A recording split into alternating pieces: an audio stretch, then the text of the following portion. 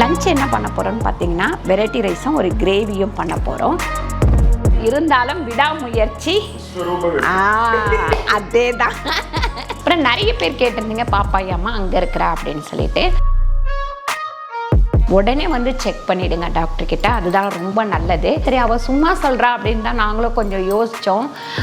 கடைசியில் போய் செக் பண்ணும்போது பார்த்திங்கன்னா சூப்பரான குஸ்கா, கருணக்கிழங்கு கிரேவி, தயிர் பச்சடி ரெடி ஆயிடுச்சு. இன்னைக்கு சிம்பிளான லஞ்ச் மெனு தான் நம்மக்கிட்ட. இந்த சமையல் மணக்க ருசிக்க அம்மா சமையல் மசாலா ஐட்டம்ஸ், ஊறுகாய் ஐட்டம்ஸ் நம்மக்கிட்ட கிடைக்குது. நீங்கள் கீழே வந்து நம்பர் கொடுக்குறேன், நம்பரில் கான்டாக்ட் பண்ணுங்கள். வணக்கம், நான் உங்கள் அம்மா சமையல் மீனாட்சி. இன்றைக்கி ஒரு சூப்பரான விளாக் தான் பார்க்க போகிறோம்.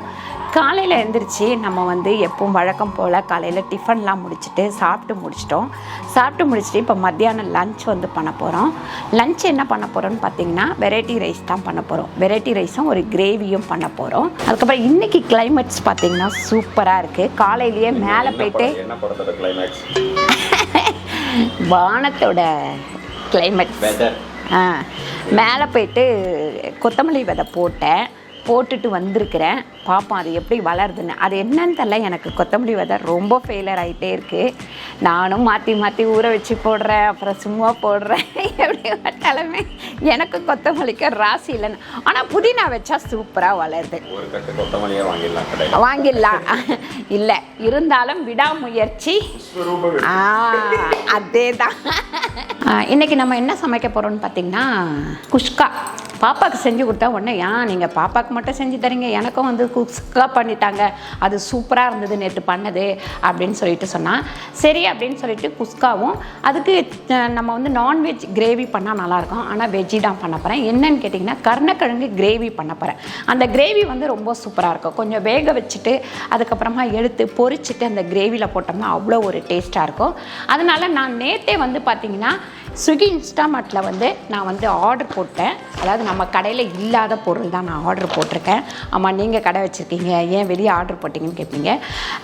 சீக்கிரமாக வந்து நேற்றே ஆர்டர் போட்ட தொட்டு சீக்கிரமாக கொடுத்துட்டாங்க. அது மட்டும் கிடையாது, நமக்கு வந்து காலையில் 6 மணிலேருந்து லேட் நைட் வரைக்கும் அவங்க கிட்டேருந்து ஆர்டர் எடுக்கலாம். கிட்டத்தட்ட 4000 பொருளுக்கு மேலே அங்கே இருக்குது. உங்களுக்கு என்னென்ன வேணுமோ அது எல்லாமே ஆர்டர் போட்டுக்கலாம். சப்போஸ் நீங்கள் வந்து பர்கர் பண்ண போகிறீங்க அப்படின்னா அதில் மேலே வைப்பாங்க பார்த்தீங்களா, அந்த இலையிலேருந்து, அதுக்கப்புறம் பார்த்தீங்கன்னா சால்ட்டு, மளிகை பொருள், அப்புறம் பழங்க, கீரை வகை, இப்படி எல்லாமே உங்களுக்கு இருக்குது. நான் என்ன எடுத்து வாங்கியிருக்கேன் அப்படின்னு பார்த்தீங்கன்னா இது வந்து ஸ்ட்ராபெரி வந்து ரமேஷுக்கு, பாப்பாவுக்கு எல்லாத்துக்குமே ரொம்ப பிடிக்கும். ஸ்ட்ராபெரி வாங்கியிருக்கேன்.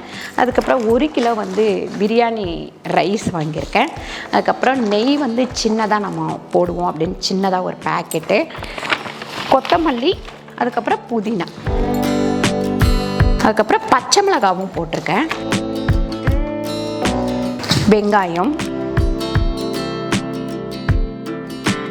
ஒரு முழு கருணக்கிழங்கு, இவ்வளோதான். மீதி எல்லாம் நம்ம இங்கே இருந்து எடுத்துக்கலாம். அது இல்லாமல் இன்ஸ்டா ஐஎம் வந்து கோடை யூஸ் பண்ணி நீங்கள் 175 ரூபாய்க்கு மேலே வாங்கினீங்க அப்படின்னாக்கா உங்களுடைய ஃபஸ்ட்டு ஆர்டரில் 50%லேருந்து 100 ரூபா வரைக்கும் நமக்கு வந்து ஆஃபர் கிடைக்கும். அது மட்டும் கிடையாது, நல்லா ஃப்ரெஷ்ஷாகவே உங்களுக்கு வந்து காய்கறி எல்லாமே இருக்கும். நம்ம காய்கறி வாங்கும்போது கொஞ்சம் ஃப்ரெஷ்ஷாக வாங்கினா தானே நல்லாயிருக்கும் அப்படின்ட்டு யோசிப்போம். எப்பவுமே ஃப்ரெஷ்ஷாக இருந்தால் தான் அதை பார்க்கும்போதே வந்து நம்ம மனசை வந்து கவர்ந்து இழுக்கும். அது இல்லாமல் நிறைய பேர் வந்து நம்ம இப்போ வீட்டில் இருப்போம், பசங்க யாரும் இருக்க மாட்டாங்க, பெரியவங்களாம் இருப்போம், அவங்களாம் வந்து டக்குன்னு ஆர்டர் போட்டு வாங்கிடலாம். சில டைம் மழை அதிகமாக இருக்கும், அந்த மாதிரி டைம்லலாம் நம்ம ஆர்டர் போட்டு டக்குன்னு வாங்கிக்கலாம். இந்த கோடை யூஸ் பண்ணி கண்டிப்பாக நீங்களும் ஆர்டர் போடுங்க. இப்போ வந்து நம்ம சமைக்க ஆரம்பிச்சிடலாம். ஃபஸ்ட்டு வந்து வெங்காயம், தக்காளி, கருணக்கிழங்கு இது எல்லாமே கட் பண்ணி எடுத்துக்கலாம். இங்கே வந்து பார்த்திங்கன்னா கருணக்கிழங்கு வேக போட்டு கட் பண்ணி அழகாக கழுவிட்டு வேக போட்டிருக்கேன். இதில் வந்து எதுவும் போடலை. அப்புறமா உப்பு, மஞ்சத்தூள் போட்டுக்கலாம். இதில் வந்து நம்ம பிரியாணி பண்ணிக்கலாம். அதான் என்னது குஸ்கா. ஒரு 3 ஸ்பூன் அளவுக்கு நெய் போட்டுக்கலாம். 1 கிலோ அரிசி எடுத்திருக்கேன். எண்ணெய் வந்து 4 ஸ்பூன் போட்டுக்கலாம். இதில் நான் பட்டை, லவங்கம், ஏலக்காய் எதுவுமே போடலை. ஏன்னா அடுத்து நம்ம பிரியாணி மசாலா போட்டுக்க போகிறோம். இப்போ வந்து இதில் வந்து பச்சை மிளகாய் ஒரு 6 பச்சை மிளகாய் சேர்த்துக்கலாம்.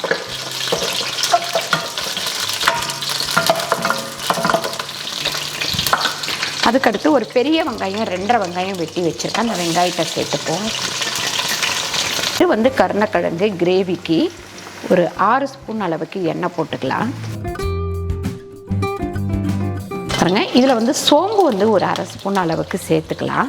ஒரு 5 வெங்காயம் கிட்டத்தட்ட நான் கட் பண்ணி வச்சுருக்க பொடியாக இதை வந்து நம்ம கருணக்கிழங்கு கிரேவிக்கு ஏன் இவ்வளோக்குள்ள அப்படின்னா, இது வந்து நைட்டு வந்து இந்த கிரேவி வச்சுக்கிட்டோம் அப்படின்னாக்கா தோசைக்கெல்லாம் தொட்டுக்கலாம். அதனால் கொஞ்சம் கூடவே செஞ்சிடுறேன். பாருங்கள், குஸ்காக்கு வந்து ஒரு 1.5 ஸ்பூன் அளவுக்கு உப்பு சேர்த்துட்டேன். இதுக்கு வந்து 2 ஸ்பூன் உப்பு. பாருங்கள், இந்த புதினா வந்து ஆஞ்சேன், இதில் நட்டு வச்சுருவோம்.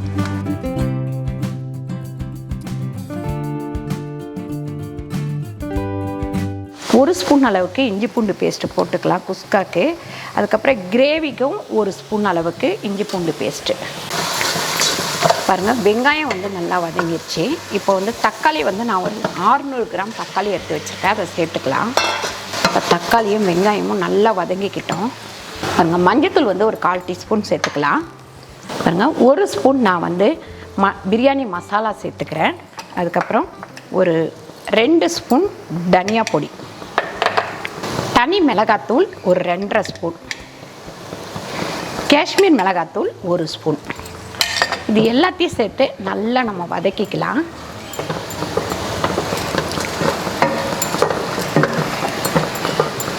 இப்போ நம்ம புதினாவை சேர்த்துக்கலாம். 1 கட்டு அளவுக்கு புதினா.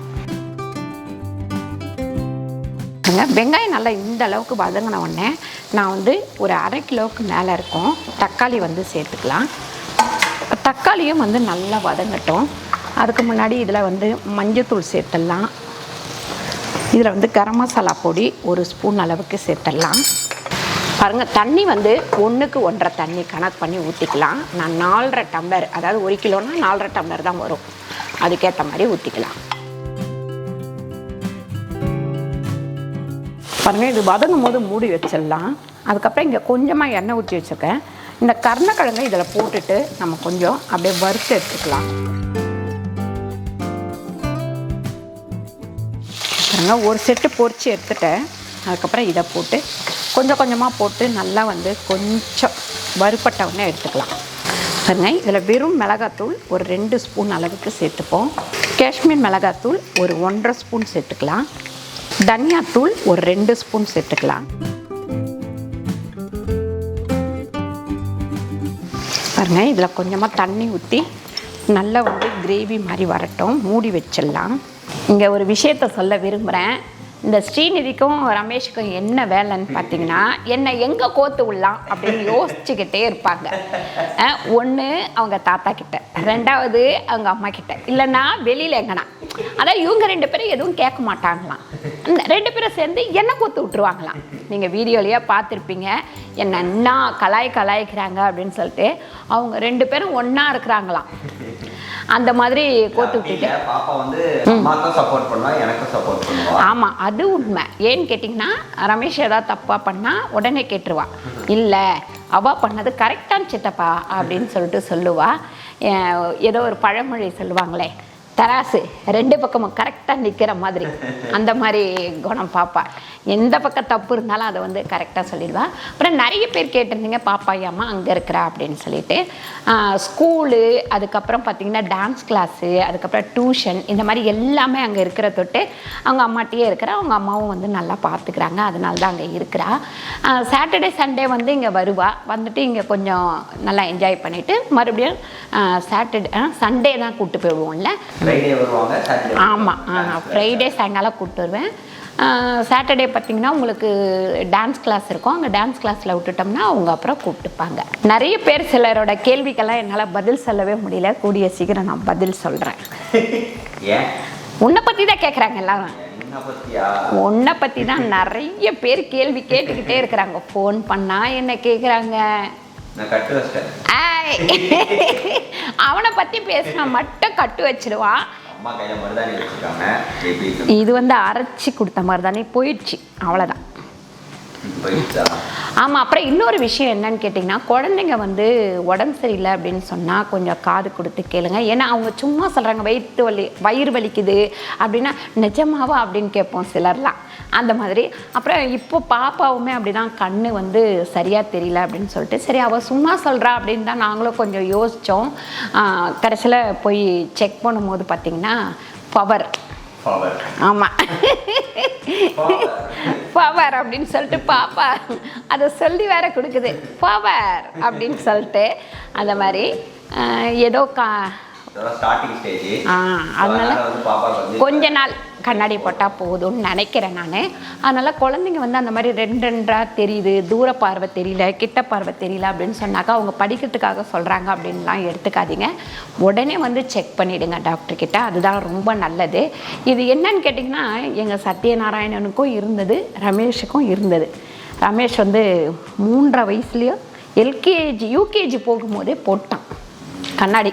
அப்புறம் ஒரு 6-7 வருஷம் போட்டிருந்தான். அப்புறமா அதான் நான் சொன்னேன் இல்லைங்களா, சமயபுரத்து அம்மனுக்கு வேண்டிட்டு அப்படியே வந்து கண்மலர் சாத்தினேன். அந்த பவர் அப்படியே நின்றுச்சு, ஏறவே இல்லை.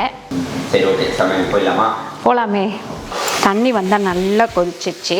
இப்போ வந்து அரிசி போட்டுக்கலாம்.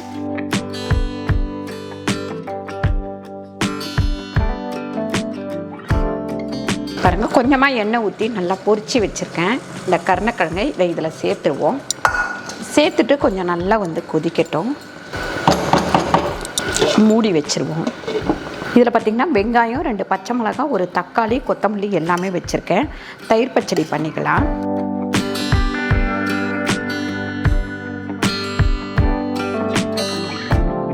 பாருங்கள், ஒரு 1/2 ஸ்பூன் அளவுக்கு உப்பு சேர்த்துக்கலாம்.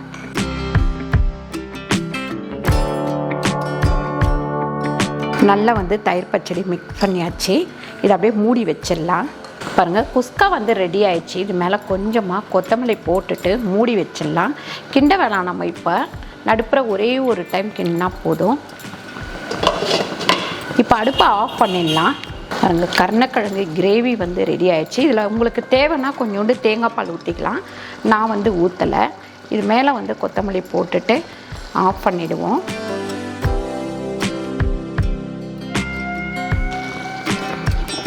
பாருங்கள், சூப்பரான குஸ்கா, அதுக்கப்புறம் கருணக்கிழங்கு கிரேவி, அதுக்கப்புறம் தயிர் பச்சடி ரெடி ஆயிடுச்சு. இன்றைக்கி சிம்பிளான லஞ்ச் மெனு தான் நம்மக்கிட்ட.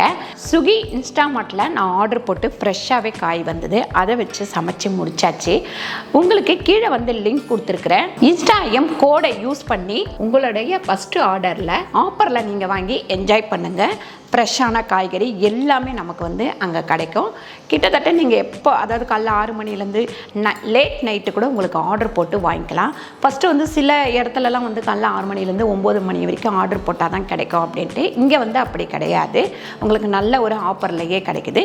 இந்த வீடியோ உங்களுக்கு பிடிச்சிருந்தால் லைக் பண்ணுங்கள், ஷேர் பண்ணுங்கள், சப்ஸ்கிரைப் பண்ணுங்கள், ஃபேஸ்புக்கில் ஷேர் பண்ணுங்கள், மறக்காமல் கமெண்ட் பண்ணுங்கள். நன்றி, வணக்கம்.